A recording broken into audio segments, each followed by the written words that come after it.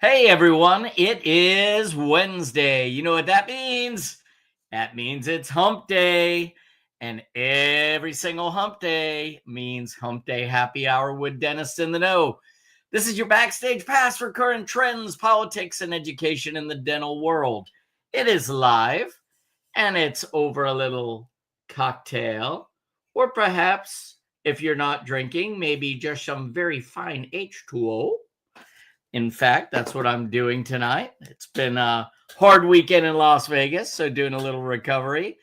Anyway, our job here at Dennis in the Know is to give you everything out there in an honest, vetted, and in an unpretentious way. And that's what I think we do really well.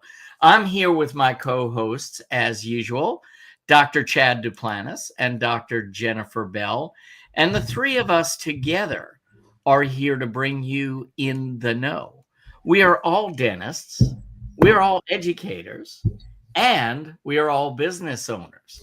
And by the way, this program today is brought to you by our educational partners at Mango Voice. So we're really excited to have our guest from Mango today, Richard May.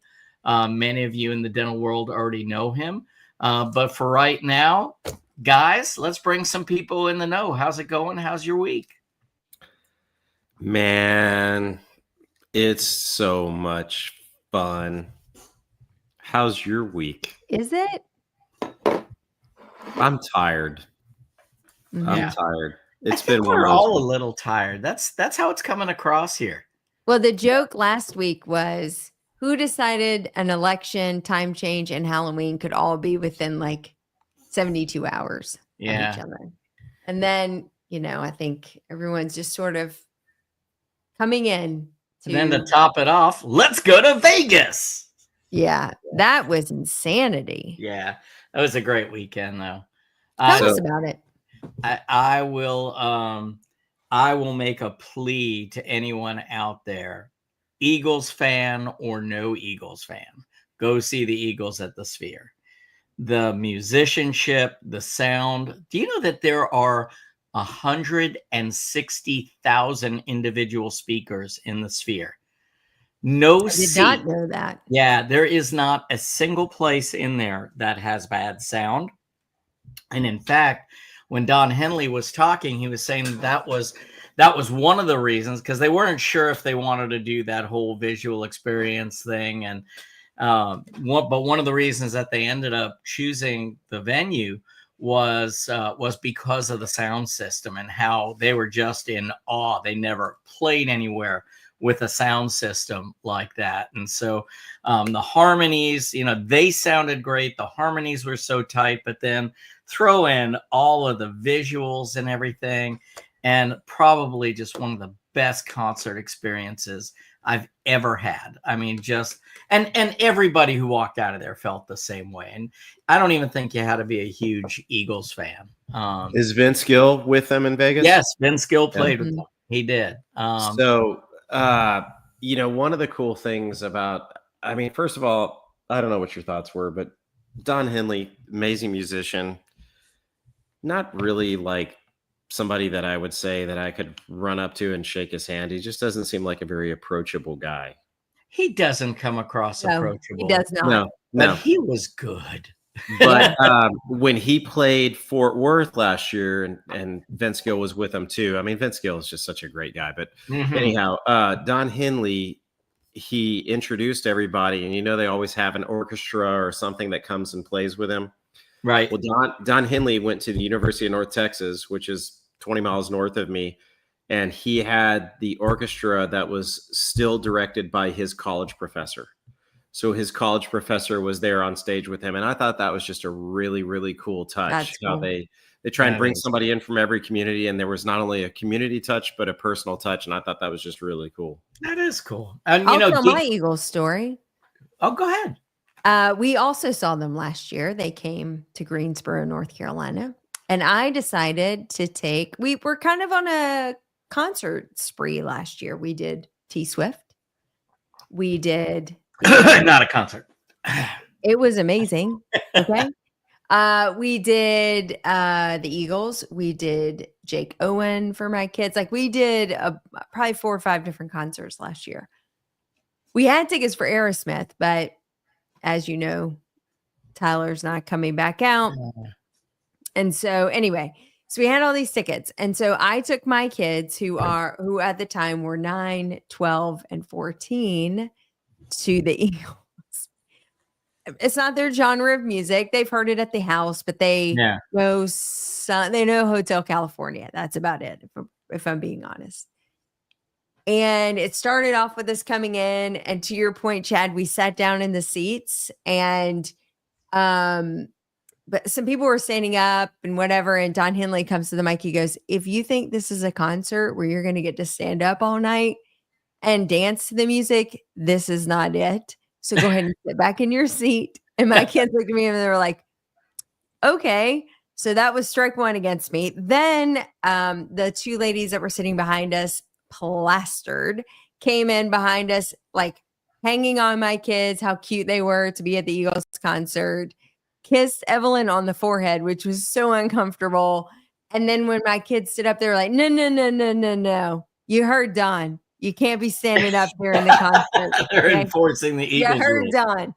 And then towards the latter part of the concert, Evie's legs go up in the air. That's my 9-year-old. She's given up on the whole scene altogether. She's basically stretched out across the 5, retractable seats or whatever. Like she is no longer an Eagles fan. In fact, hates them, So if you ask my kids, how are the Eagles, they would have a very different recollection. The Sphere obviously would be a very different experience than the Greensboro Coliseum. But it's a funny recollection that I dragged them to something that was totally out of their comfort zone, totally out of their demographic. They were by far the youngest people there, other than maybe infants that got dragged there. Like, well, I mean, I actually felt pretty young there. Correct. Now you know why Don is like, "You'll not be standing up during this concert," because half the people are in wheelchairs and walkers. And so you want to hear something crazy? He's 78. He did great. And Joe Walsh, bless his little osteoporotic thing that he's got going on, but his the guy speech impediment has gotten so much worse. He is completely incomprehensible when he tries to speak. No idea. But you know the words when he's saying. Right. So. Hey.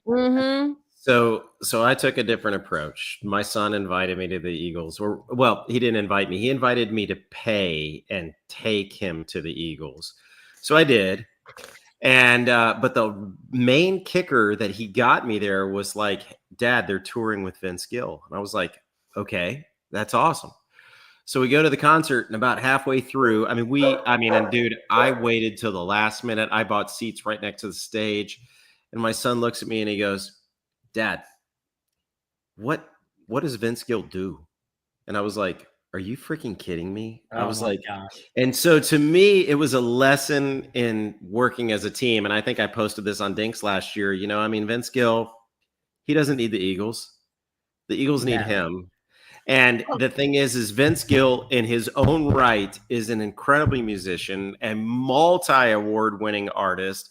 It just has an amazing life, wife, has an amazing faith. And then he's up there singing with the Eagles, and he's just a member of the team. Yeah. And he could be the star of that show. And I'm telling you, I flipped the switch and I was like, "Look, dude, this is what it's like to be on the top of your game, but just to be a member of the team and just kind of blend in." And I said, that's what Vince Gill's doing. Yeah. And you know who else played with them was Glenn Fry's son, Deacon. Mm-hmm. Oh, dude, he's great. Yeah, he's amazing. Fantastic. Looks I really nothing like him. Glenn Fry, but sounds exactly like him. I thought he did a terrific job. So, hey, let me tell you all a story. I know we've been talking about the Eagles, but I got to tell you my story. I haven't even talked to you all since this happened. So last week I went to Getsy's event, right? Mm-hmm. Amazing event. Dr. Susan McMahon spoke. If you've never seen her speak, she's amazing. Okay. Great lecture, great presentation. I was emceeing the event and I was supposed to fly back to Dallas that afternoon. And JB, you were in Dallas last weekend. You probably noticed that there were some storms. There were some weather delays. My flight is canceled. All right. Mm-hmm. Now, normally I wouldn't be worried about spending the night. But my buddy had invited me to play in his member guest, and he's paid a lot of money for that. So I'm like, I'm driving back to Dallas. So No, I go to you the didn't. airport, I pick up a car, and I did my final deal at Getsy. I jump in the car and I drive back to Dallas. As I'm leaving Getsy, I'm on the phone with my lab technician that I work with on a regular basis. Shout out to Aaron Hoffman. And we're shooting the breeze about a potential lecture that we're going to do together, where me and him kind of back and forth on lab communication. And as I'm leaving to Kansas City, about an hour later, I noticed that I'm passing through Topeka, Kansas, which is where the lab is. And I'm like, what are the chances that I'll ever get back to Topeka? So I stop and I knock on his door at the lab, and the door's locked. And I call him. I was like, "Are you still at the lab?" He goes, "Yeah." I go, "Your front door's locked." He's like, "Oh yeah, it's always locked on Fridays." And I'm like, No, your front door's locked." And he goes, "Okay, yeah, I get it. The front door's locked. I told you it's always locked on Fridays." He's like, "I'm sorry, I forgot to call you back. What do you want to talk about?" And I'm like, "No, dude, your front door is locked." And he goes, "I get it. My front door is locked." And I go, You don't get it. "That's right." I go, You don't get it. "Maybe come." He goes, "Are you here?" So anyhow, he comes to the front door. He sees me, and of course, Dallas to Topeka is not a short drive.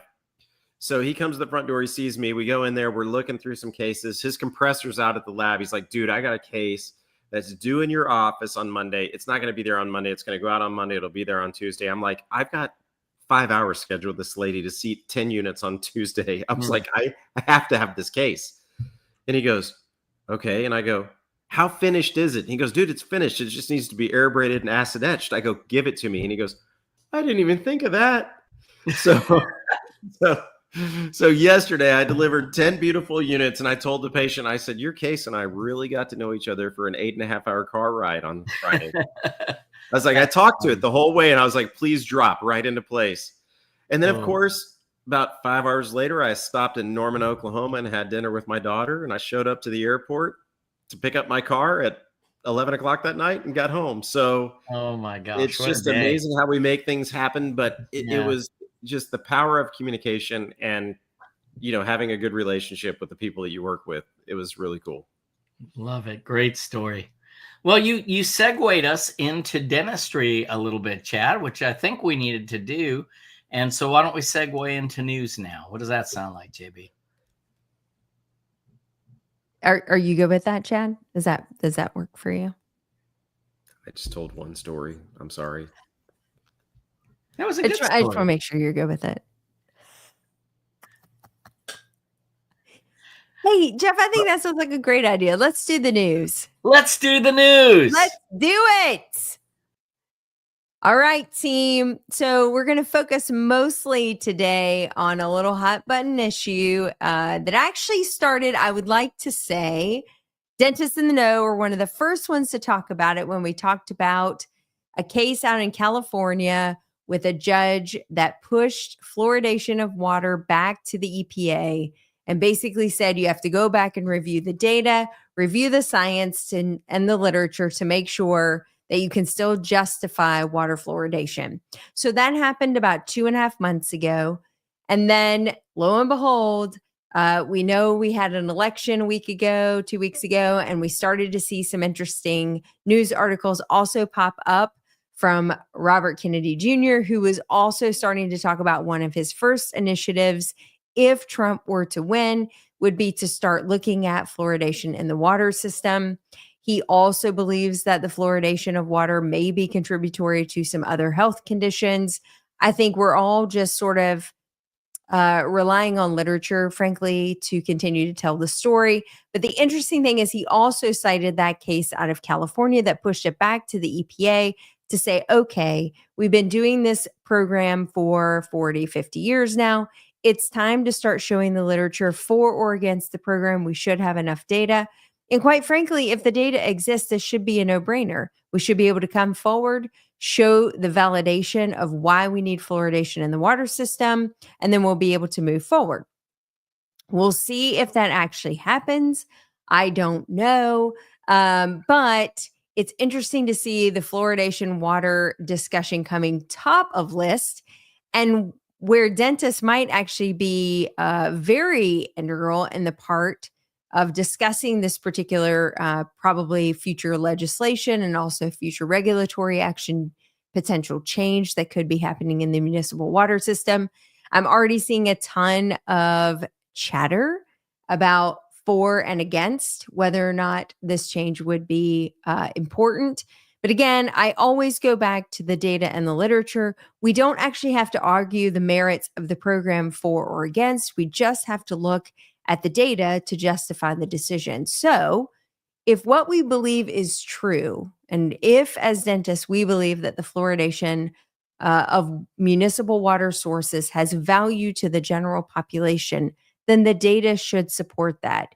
And if we don't have the data to support it, then shame on us for allowing the program to continue for 50 years and not having built a scientific literature database to say that, yes, this is in fact the best for our public space. And let that be a challenge. You now are on the clock. It is time to start gathering that data to determine whether or not this is in the best interest of public health.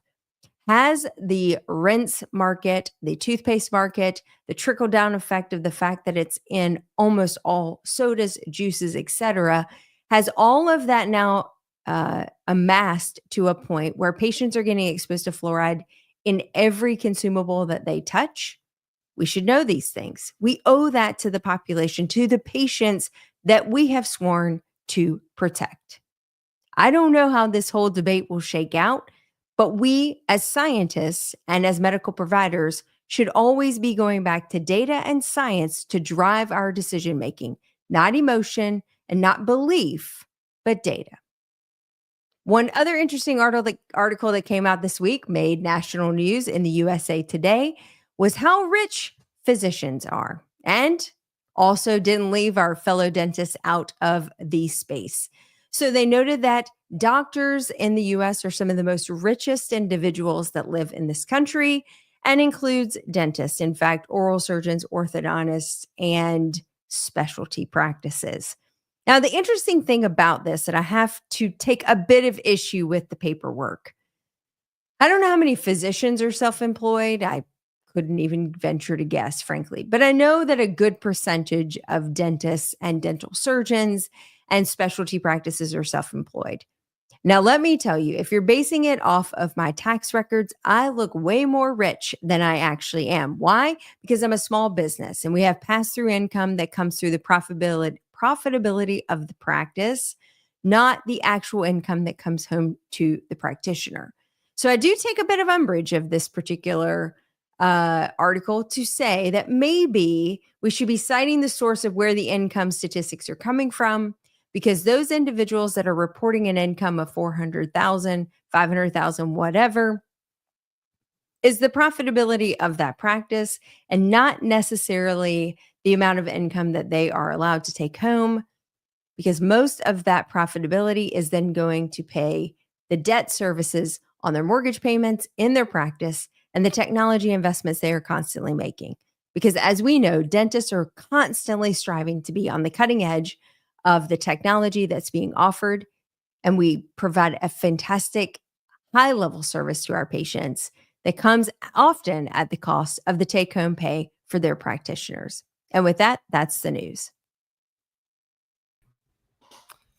Damn, you got passionate tonight. Yeah, that was a great segment. Like that, I think. What are we gonna have? The Streamies? What are the awards? Oh, for the Streamies. The Cuspies. I'm nominating you for a Streamy on that one. A Streamy award. Yeah, that was good. It was very good, and Gosh, thank you. Yeah, and I agreed with literally every. Well, that's why we're friends. But I'm sure I'll get basted online. You will, it's fine. But you'll get basted on emotion, and the first emotion that comes to mind when it comes to fluoride is, yes, it served a purpose. It actually helped not eradicate, but help bring one of the most common, one of the most prevalent diseases in children, which was dental caries, and it helped bring that under control very nicely. And especially when you talk about areas where there was lack of access to care, and you know, a lot of people didn't have the means for proper dental care, and it really did change the face of dental health for a long time. But as you said, shame on us for not following. You know, we knew 1 part per million was correct in the water, but, you know, not in everything that you drink, in Right. normal consumption, not in every food product. So what are we actually getting now? You know, nobody knows. Then add all your consumable yeah, products, yeah. right? Toothpaste, mouth rinses, and, you know, a myriad of other things that we do for patients. Like, all I'm saying is, as with Kois, and, you know, I learned to be a very educated consumer of information. Like, the data has to back it up. And if it's what you believe, the data will be there to justify the decision. And, Mhm. you know, if Robert F. Kennedy is wrong in his assumption, then the data will prove that he is wrong. But we can't continue to do things just because it's the way we've always done it without, you know, we don't do that in our practices. We don't keep doing stuff the way we've always done it and then watch it just flush down the toilet. No, we reinvent, we relook, we reanalyze, we look at the data to make decisions to move forward. And You we mean have to do flush the it down the same. cuspidor? The cuspidor. Yeah. That is one thing I'm not sad that it's gone. No, Not even a little bit. Nor am I. No. Having watched many of them as an intern, Ew. bye, Felicia, to the cuspidor. All right. Well, we have an incredible guest. As I said, today's show is being brought to you by our educational partners at Mango Voice. They have been amazing educational partners, great group to work with, great technology, and great people behind the technology. So, Chad, would you like to introduce Richard for us? Am I allowed to talk again? Perhaps. Okay. Maybe. It would be a great honor to introduce Richard. Jeff, would you bring Richard up while I introduce him? I have a finger for that. Richard May. I tell you, Richard is just one of the genuinely nice guys in dentistry. If you follow social media, I guarantee you've seen Richard Mayday all over the place. But Richard is from Rockland, Idaho, and I actually had to look up where that is. It looks like it's in the southeast corner of Idaho, a little bit north of Utah. Grew up on a family farm. I'd imagine that area of Idaho is absolutely beautiful, alongside 6 siblings. And there is where he learned the value of hard work and teamwork early on, as well as a deep appreciation for the outdoors and community. He played sports, fostered a spirit of collaboration and resilience. He then moved to St. George, Utah to pursue higher education. He had a fulfilling career in public health. He spent a decade dedicated to improving community wellness, health, education, and preventative care. His work in public health allowed him to make a tangible difference, positively impacting lives and communities, a passion that continues to drive him. Following his career in public health, he joined Mango, which is why he's here today, although he's just all around a good dude. But he decided to pursue a new professional chapter, and at Mango, he's allowed to align his values of teamwork, community engagement, and continuous improvement. And I will tell you, I've been very impressed every time I've been around him. He's done a great job for Mango. Mango's a great company. But beyond that, Richard is married, and in about 5 weeks, they will have their first daughter. And I know that he will be a great dad, and we look forward to seeing many photos of this little bundle of joy in a few weeks. But we're honored to have Richard here once again. Just a great guy, great company. And there's some things. Well, he's gone now. I think, Jeff, you deleted him. There he is. He's back. He's gone. He's back. Yeah. So this is the epilepsy portion of the show. Richard, besides being like the future star of the next Star Wars movie, what else drives you in life, man? I mean, you look like you should be carrying a lightsaber with a cloak on right now. Wait, is that an option?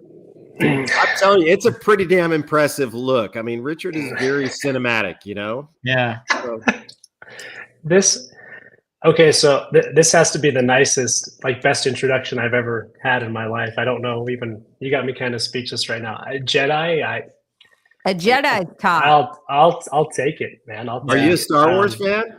I love Star Wars. I'm a total geek. I really am. We need to get him a Padawan lock. Yeah. I'll take it. I would take it. Yeah.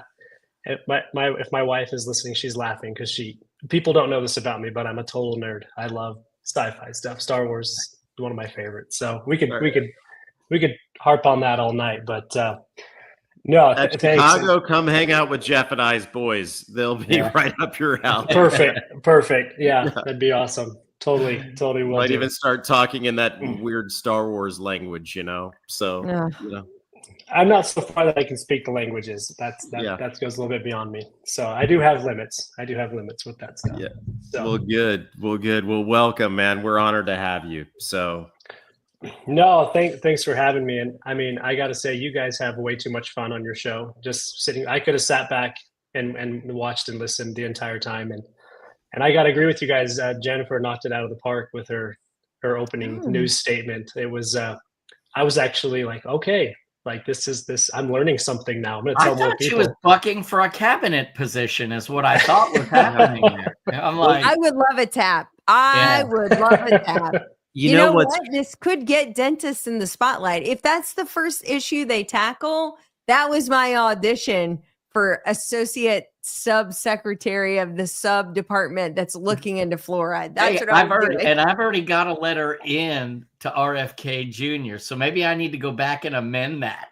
Yes. You know, it's funny because I was sitting here thinking, you know, and my wife has brought this up to me a lot about fluoridation because she's really kind of following what he's doing. And I'm just like, you know what? It's been around forever. We've been talking about it forever. We've got to look at the science. It comes from different sources. We're not prescribing it. And I'm sitting here as Jennifer's talking. I'm like, my God, this is really coming to the forefront. And I'm like, there needs to be a dentist on the committee. Well, by God, RFK, you found your dentist. That's right. I know nothing about fluoride, but I'm very passionate. Yeah. And she's right there. I'm telling you. Yeah, I mean, you know, and hell, if you want an express up there in DC, yeah, that's all it takes. Yeah, that's it. Just go start knocking on doors. But anyhow, that's not what we're here to talk about. But I thought it was fantastic as well. So, thank you. So, give us the overview for those of our listeners, Richard, that may not be familiar. I think most people are familiar with Mango by this point because you really had such an impact on the industry. It's been absolutely incredible. But in case anyone out there who's listening isn't familiar with what Mango Voice is and how it integrates with other softwares, maybe just give us the 40,000-foot view of what that is. Yeah, you bet. So Mango, it's voice over IP phone systems. So your internet phone lines, basically replacing those old landlines that you might have in the dental practice and really enhancing the communication experience with your patients and with the office as well, just by simplifying and making things easier.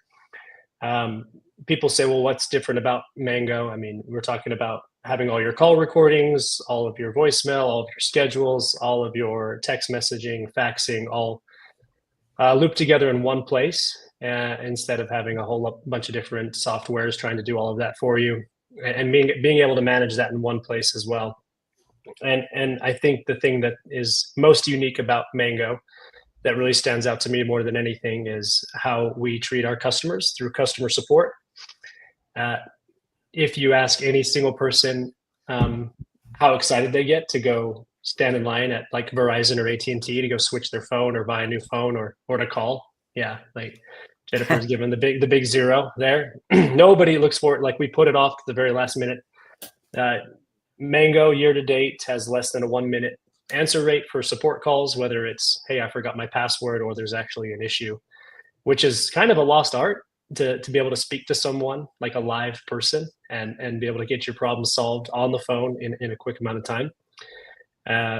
I would say that I would put our support up against any phone company in the country right now, honestly. I very confidently can say that.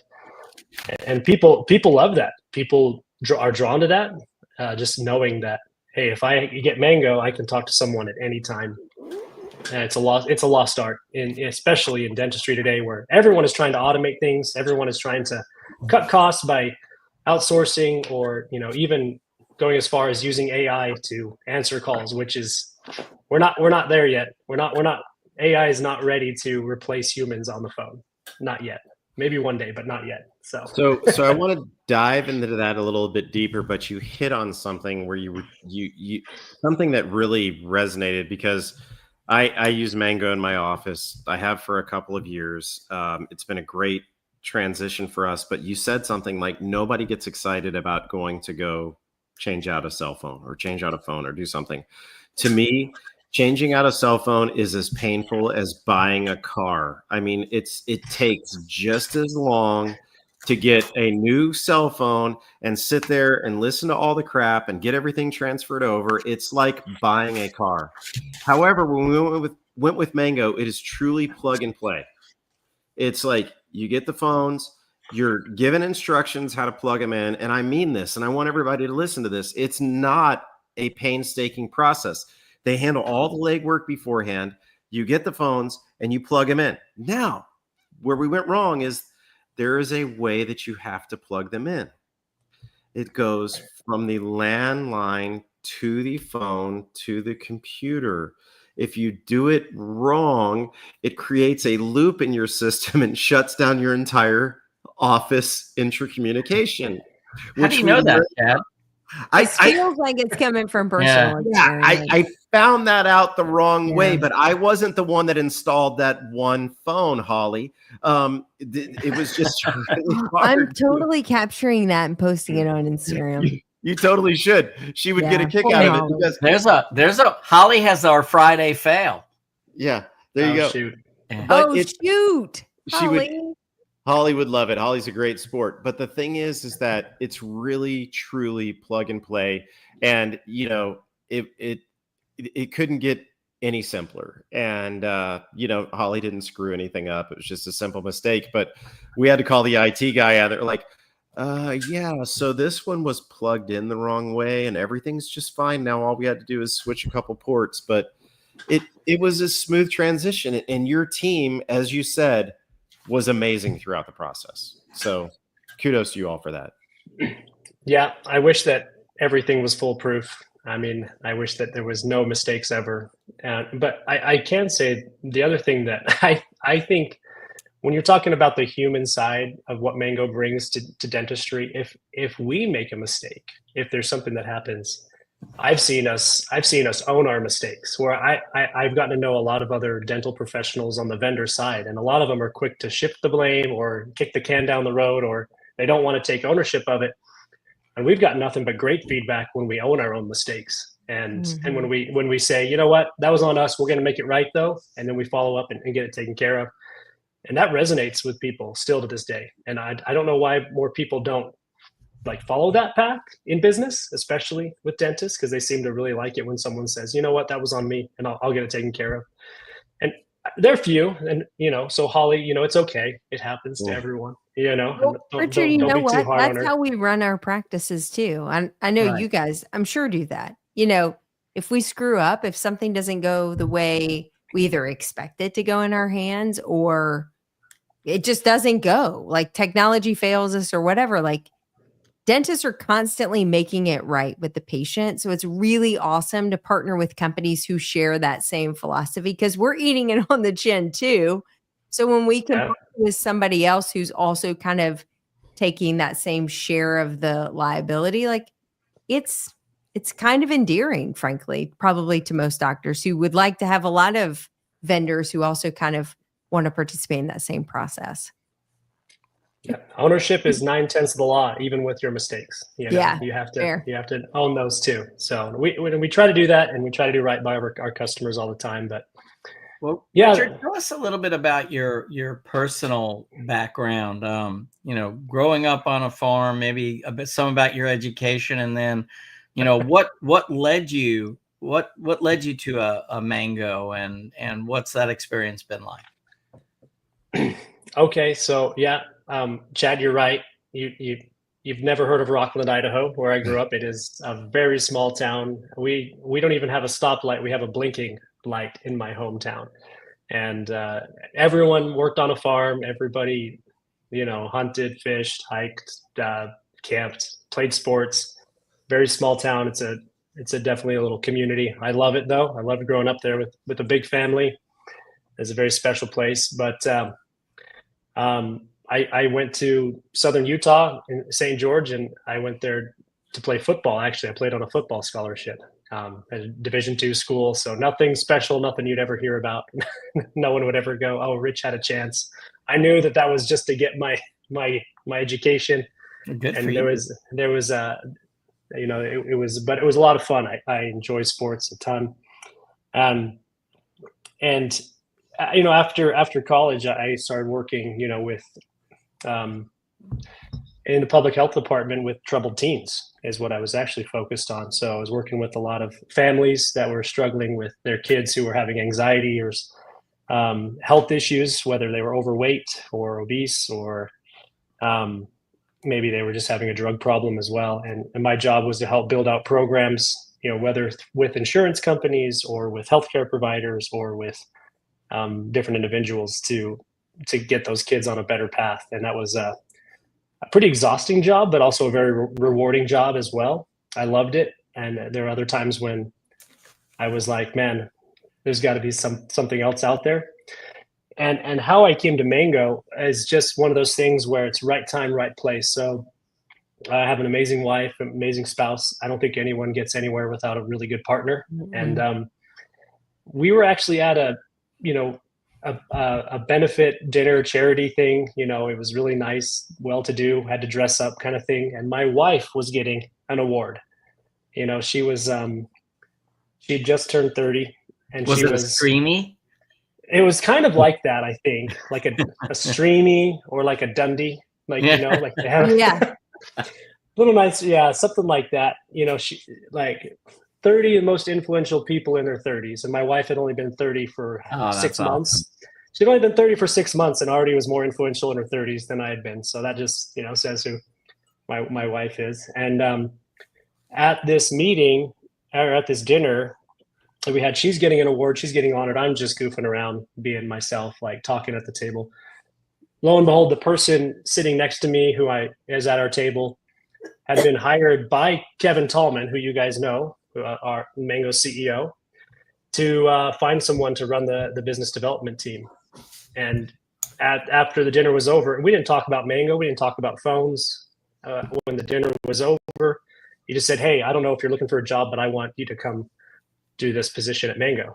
And I wasn't necessarily looking. I wasn't not looking for a new job, but went, interviewed, met Kevin, and that's how I got the position. And I look back at that, how it had very little to do with any of my experience in telecom or telephony. It had everything to do with just being personable and social at a dinner event, at a random dinner thing that wasn't even about me. So for those of you that don't know Kevin is another incredibly nice person in dentistry. Kevin is the CEO, is that correct? Yeah. Yep. Kevin is the CEO of Mango. I didn't want to mislabel him. I wanted to make sure I handled that correctly. But one of the things I will say about Kevin is anytime we ask him, it's always a yes. And he's a really good guy. That's probably how he got the job. I mean, it's like, oh, hey, Richard, yes. Can Richard have the job? Yes. No, I'm too. No. Kevin, probably he's probably pretty desperate. He's probably pretty desperate. Kevin. At the time. Kevin is a great guy, and you all make a great team. But is Mango? I know you were saying that you met. Is Kevin in St. George also? Yeah. So unique thing about Mango, it's just a locally owned and operated company in southern Utah, in St. George, Utah, and we have an office here. Most people would never know that it's there, but there's about 60 employees that work in that office there, and then another 20 or so that are remote. And we all know each other really well. We all work together really well. Kevin will hate me for this, but Kevin, he comes in every day in office. He goes to every single person that's working in office that day, gives them a fist bump and asks them how they are and if they need anything. He does that every day, and it's kind of his thing. But I've worked at plenty of organizations before where the leadership doesn't take time to do that. And Sure. so I think that most people at Mango, I think everyone at Mango actually likes to come into work. They like being there. So that culture spreads out to our customers too, that we have there. Some days I don't even like being at my own office. That's pretty cool. Mhm. That's really very, very visible. I need him to come to my office and also ask me how I am. Yeah, that's really very visible with Kevin. That doesn't surprise me. Once you meet him, he's just a very just a good dude, and that's kind of what I see through the company. What did Kevin's, pardon my ignorance again, did Kevin start Mango? He didn't start Mango, but he's been there for quite a while now as an owner and operator now.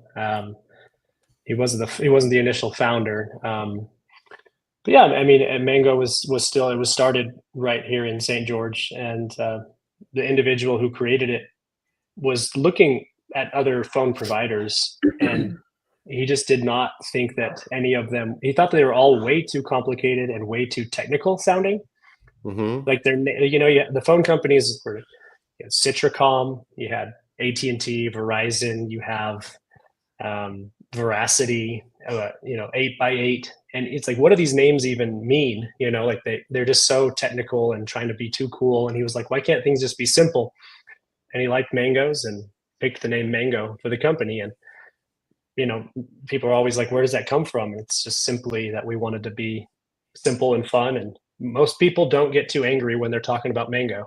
They don't seem to get upset, And one of the things I want to point out too is that when I first started looking at Mango, it was very clear, and this came from you all. This is not my verbiage in any way, but there's a lot of companies out there that try and offer all of this stuff. And when I first went to Mango, it was like, we're just a phone company. We're just an easy way. And I mean that, and I'm not knocking that, but at the time, that's kind of what I needed, because I had a lot of other things that did these other things that, we thought we needed. And all we really needed was a phone company for a reasonable price. You all serve that need. But one thing that, I think there were a lot of people that had some desires that we all mentioned to you all. You all listened. And so would you be willing to share some of the changes that you all have instituted over the past few years based upon the input of the consumer? Oh, yeah. Yeah. I mean, absolutely. So to speak to what you're talking about, I think it's really hard to do one thing really well. It actually is almost, if you want to talk about Star Wars earlier, it's almost space magic to make voice go through internet lines, broken down into code, come back out as voice that we understand. That is space magic to me, and do it in real time. So it's really hard to make that work, let alone do all these other things. And so Mango's always leveraged itself as a partner with other platforms in dentistry. And we integrate with a lot of different softwares that I think you use in your practices as well. But, the feedback that we've gotten, over the years has been, hey, when are you guys going to be able to give us more insight on what's happening on these phone calls? So it's like, hey, it's great. I have call recordings. All my calls are recorded. I can go through and listen to all of them. There's ways to search for them. But you're a busy practice owner. You guys are doing what you're doing on a daily basis. You're trying to run your team. You're trying to run your lives. Jennifer's staying up to date on the news. She's running for a cabinet position. It's like, very busy. How do you go through and filter 300 calls and find the ones that are the best for training or the ones that are problematic? And so Mango has developed AI learning machines that are now giving real-time feedback on those calls, and that's implemented now. So after a call is over, we can flag it now and say, hey, here's your calls that are neutral, good, or bad, and give you real-time feedback on those calls. So hey, if I'm the office manager, or if I'm the practice owner and I'm training new staff members, and I need to know, did these calls convert? Were these calls good? Instead of siphoning through 200 different calls, I can see, oh, these 3 were flagged as poor. I'm going to listen to these calls, and I'm going to see where they went south. And oh shoot, I can give real-time feedback to my team and save the practice a ton of time on that. The other thing that we received a lot of feedback on is how hard it is for practices to get notes on every single phone call, which I think it's something you want, but when you have that many phone calls and you're running a busy practice, for your team to log notes on every single phone call can be difficult. And maybe I'm speaking out of turn. You guys tell me, is that hard? Is that easy? I mean, some teams are a little more focused on it than others, I'm guessing. It's the thing that will suffer first, even if you ask them and say, I need everything documented. When things get busy, that is one of the first things that will go by the wayside. Yeah, and the bigger practices, excuse me, the value too is if you have multiple people answering the phone, then if that first person who dealt with this issue first doesn't document it, that's right, then the next person that answers the phone is not privy to that information, so they're caught off guard. So now they're trying to play catch up, and there's no documentation. So we are constantly hammering on our comm logs when we're having these communications with patients, that it's documented, not just for the liability, although that's a huge piece of it, but also for your fellow workers who then need to be privy to the information to kind of help them out a bit, make maybe not have so many of those poor phone calls, because eventually the patient starts to lose tolerance, right? Mm-hmm. They've talked to now 4 different people, telling them 4 different things, or having to play catch up to get back on board or whatever. And eventually it goes south. So what you're describing there is one of those things, as Chad, you were saying, that customers and doctors have told us, this is a problem. How can Mango address this? So imagine going to your team now and saying, hey, great news, we have Mango, and they're going to automatically write a call summary for us and log it into the comm log, into the patient notes section, so that as we filter through these calls, all the summaries are already there. You don't have to do that anymore. And imagine how much free time that's going to save up, and how much more bandwidth that's going to offer you guys to actually focus on the art of dentistry as opposed to the art of note taking. You don't have to do that. Let Mango worry about that now, because that's what we can do. That's how we're going to make a big difference in dentistry in the next year. And for everyone listening out there, you integrate with a lot of practice management software platforms. You want to maybe list what some of those are? Yeah. It's getting to the point now where it's almost easier to list the ones that we don't integrate with than the ones that we do. But yeah, I mean, the major ones: Dentrix, Eaglesoft, Open Dental, Denticon, Dentrix Ascend, Curve, Oryx, Thrive Cloud, Aura is a new one that just came online now. Aspro Dental. I would have to almost get my list out. No, but that's great. Just I wanted everyone out there to hear just how many platforms you're working in conjunction with, because when we talked about it starting out as just a phone company, which you did great at, but I think it's important to understand how well your platform integrates with the practice management software programs that are out there.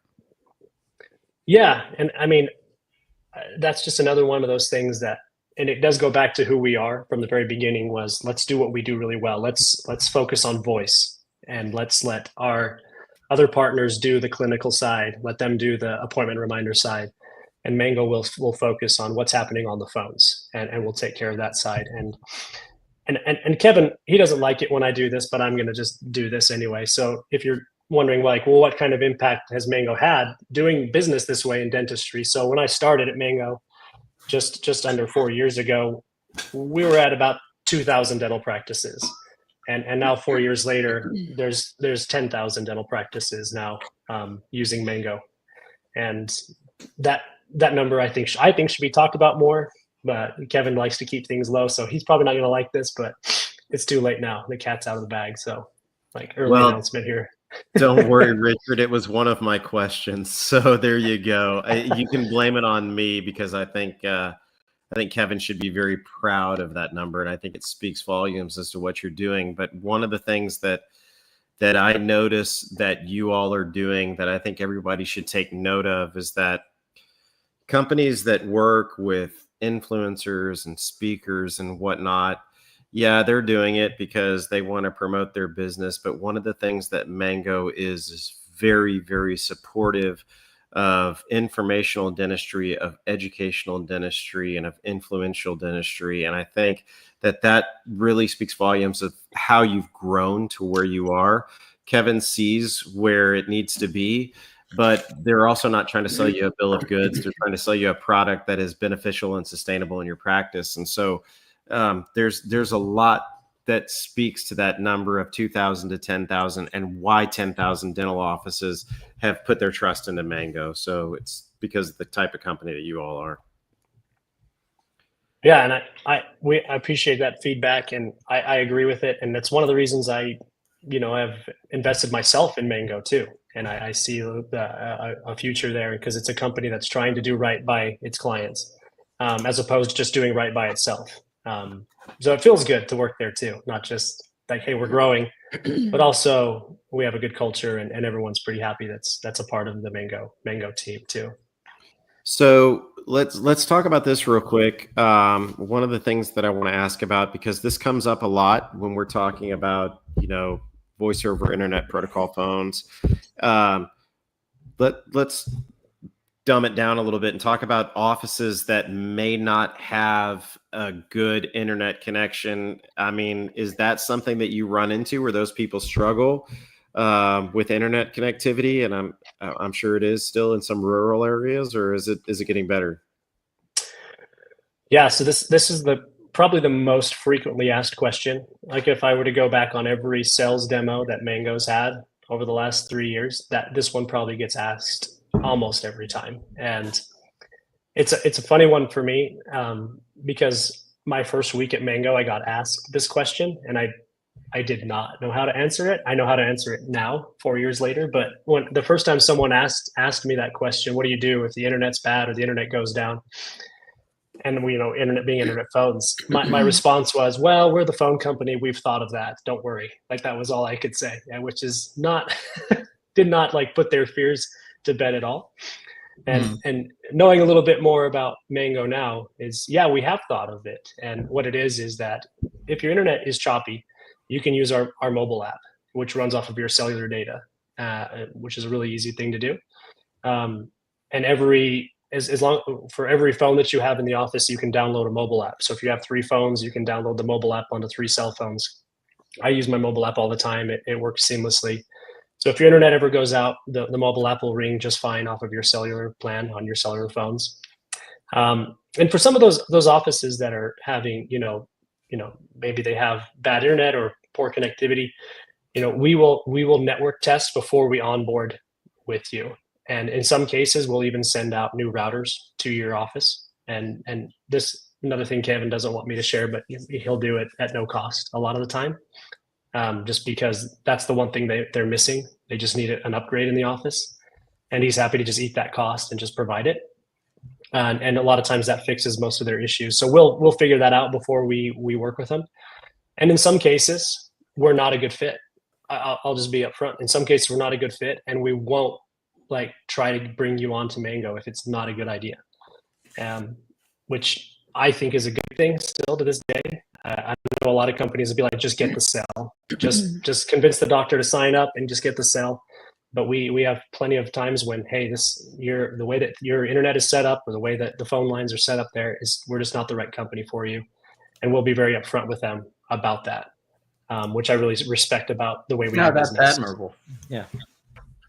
Yeah. Yeah. And I think, there's certain things in dentistry that we can not spend money on and certain things that we should spend money on.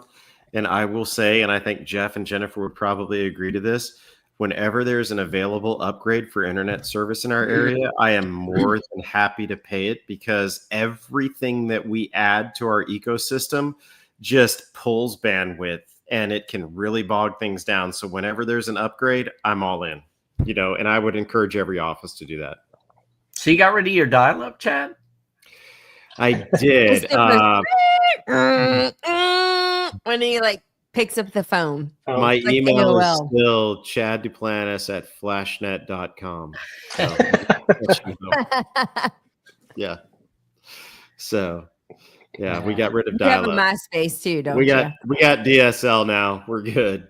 There you go. No. Oh, Yeah. moving up. Huge upgrade. Yeah. No, that you make a good point there. I would say if you're going to try to get the most up-to-date phones on the market, you should have the most up-to-date internet on the market too. You shouldn't be trying to get the VoIP phones before you have good internet to sustain them. So, and some people work backwards sometimes, and we will try to educate them on that if they are trying to do that with us. Yeah. That's like an ultra 4K HD TV, UHD TV, and just basic cable coming into the house. Rabbit ears. Yeah. Yeah, rabbit ears. Yeah. Yeah. Probably guys, do that pretty well up in Rockaway, Idaho, or wherever the hell it was. Close enough. Rockaway. Yep, that's Rockaway, close enough. Yeah. Yeah, there we go. Rockland. Well, guys, Rockland. we're at 9:26, so we're starting to get close to our time. But one of the things, Richard, that you had mentioned was, and we appreciate this from all of our educational partners, is they really try to take care of our Dinks community. And so you had actually mentioned a special offer for anybody who may be listening here, all of our Dinks. So would you like to describe that? Yep. If anyone, it comes to us from, whether word of mouth from you individuals, or just the Dinks community, or listening to this show, Mango, and they want to sign up for Mango services, we're going to offer free phones. So the physical hardware is free, no contracts, so feel free to cancel anytime, and 3 months of free service. So you're going to get 15 months of service for the price of 12. No hardware costs, no contracts, and we're even knocking 15% off of the advertised price on our website. So if you hear this, reach out to me.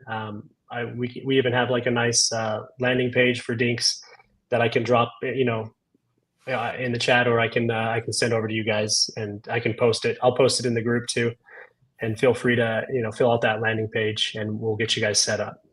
Oh, That's amazing. Yeah, that really is. It's truly appreciated too, and I know our community appreciates it. Mm-hmm. Thank you. You bet. Well, what do you say, Chad? Would you like to close us out? I would like to do that. Can I do that? Can I speak again? Yeah. When we go back and listen, you've spoken quite a bit, my friend. Yeah, I have. Yeah. Yeah. I think you're just not hearing yourself anymore. What?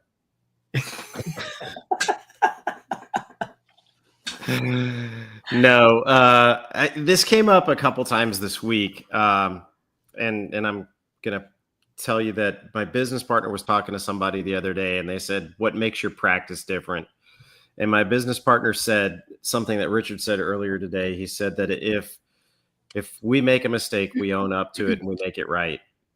And Richard alluded to that, but in dentistry, in life, in business, it's all about making it right, and it's all about taking care of your customer, whether that be a patient, whether that be a dentist, whoever your customer is. You always got to take care of it, and you always have to have very high ethical standards, high moral standards, and you have to do the right thing. And I would say that Mango truly does that. So Kevin, Richard, you're doing a great job at Mango. We thank you for being here. We thank you for upholding the standards that at least the three of us like to uphold in our practices, and that we like to convey to people. And that'll carry you a long way. So it's more than a phone. They're doing a lot that they may not admit to, but I will tell you the value of this AI that's coming forth is something that I see huge value for in my practice, and something that I really, really want as soon as it's available with my software. So thank you all for what you're doing. Thank you all for the wonderful Dinky Deal. Please stay tuned to Richard's post tomorrow. That's going to have the Dinky Deal, the special offer for our members. And thanks again to Mango for being a great partner of Dennis in the Know. Thank you for being a sponsor of the show. And we'll see you next time. Okay. Good night. Have Thanks, a great Richard. night. Thanks, Bye, everybody. everyone.